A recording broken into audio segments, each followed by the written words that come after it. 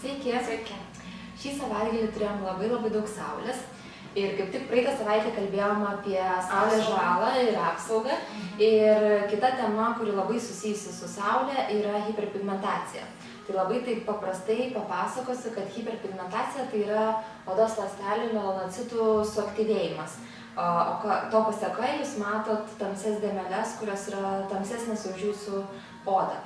Taip. Tai kokios yra hiperpigmentacijos? Tai būna įgimta ir įgyta.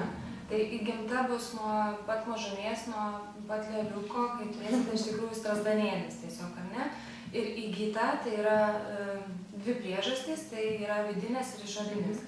Tai išorinės, kaip jau ir minėjom, pati pagrindinė yra saulė ir buvimas saulėje be apsaugos.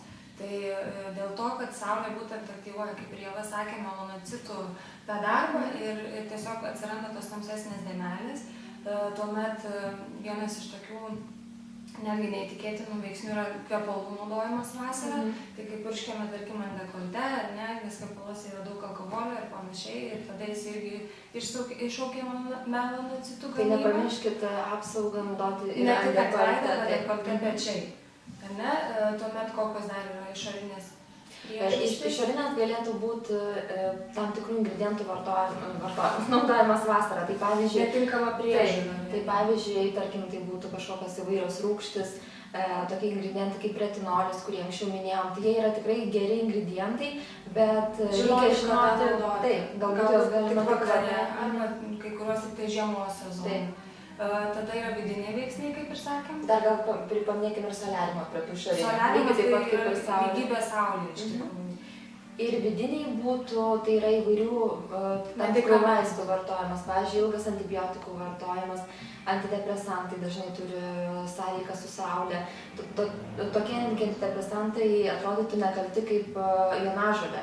Galite nusipirkti bet kurioj vaistiniai, bet iš tikrųjų vartojant netgi kokias tik 2-3 savaitės ir būnant saulėje be apsaugos tikrai gali atsirasti pigmentinių dėmių. Tam tikri sutrikimai, hormoniniai sutrikimai, tarkim, skydliaukės sutrikimai. Nėštumas gali. Nėštumas neėra kaip sutrikimas, bet irgi labai daug hormoninio disbalanso ir irgi atsiranda daug pigmentinių dėmių. Tai iš tikrųjų čia yra pagrindiniai veiksniai, kaip jie atsiranda ir kas tai yra ir kaip mes su tuo galim kovoti. Tai pats pirmas patarimas yra, kad nepulkit daryti visko, ką perskaitot internete, nedėkit ant savęs citrinos skaidelio. Arba kažkokių balinančių priemonių, rūgščių ir panašiai. Jo, nes vienam gali tai tikti labai, jums gali netikti nei kiek. Tai dėl to gali tik dar labiau pasidaryti. Būtinai privalom konsultuoti su specialistu, su kosmetologu. Ir iš tikrųjų geriausi rezultatai būna, kai derinam namų priežiūrą su procedūromis. Nes tų procedūrų yra labai daug, jums tikrai patars lazeris vienas iš jų, kažkoks kursas rūgščių. Tiesiog balinančios procedūros, tarkim, su vitaminu C. Taip pat jums galbūt parekomenduos kokį serumą naudoti šviesinantį, kažkokias kaukės šviesinančias, bet aš manau, kad palikit profesionalui ir jums patars kaip. Iš tikrųjų to nesirinkite, nes tikrai turi įvertinti odos būklę profesionalas. Ir kartais galbūt vasarą dažniausiai netinkamas laikas spręsti pigmentaciją, jeigu jau ji yra. Dažniausiai tai geriausia palikti rudenį. Jo, bet ką jūs vasarą galite padaryti, tai žinoma naudoti apsaugą saulės, tai jau apie tai kalbėjom. Ir tiesiog pasirinkti maskuoklį. Esam moterys ir galima apeiti viską gudriai. Su tinkamu makiažu, maskuokliais iš tikrųjų galima tikrai paslėpti visą pigmentaciją ir trūkumus. Tai iš tikrųjų apie pigmentaciją tiek. Iki.